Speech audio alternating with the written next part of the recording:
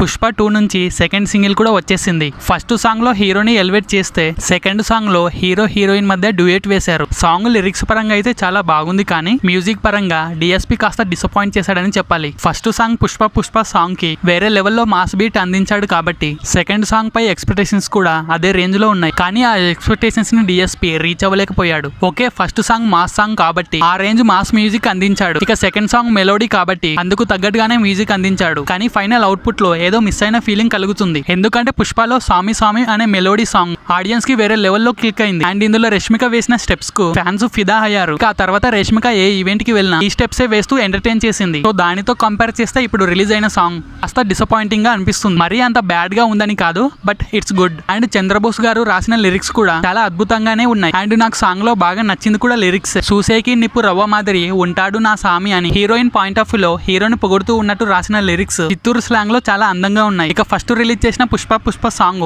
తెలుగులో కంటే హిందీలోనే ఎక్కువ లైక్స్ అండ్ వ్యూస్ రాబట్టింది. మరి ఈ సెకండ్ సాంగ్ హిందీ వర్షన్ కూడా తెలుగును డామినేట్ చేస్తుందో లేదా హిందీలో కూడా డిసప్పాయింట్ చేస్తుందో చూడాలి. ఇక 24 గంటల్లో ఈ సాంగ్ ఎన్ని వ్యూస్ అండ్ లైక్స్ రాబడుతుందో రేపటి వీడియోలో మీకు తెలియజేస్తాను. సో ఫైనలీ పుష్ప నుంచి రిలీజ్ అయిన ఈ సెకండ్ సాంగ్ మీకు ఎలా అనిపించిందో కామెంట్ లో చెప్పండి. అండ్ వీడియో నచ్చితే డెఫినెట్ గా లైక్ చేసి ఛానల్ ని సబ్స్క్రైబ్ చేయండి ప్లీజ్.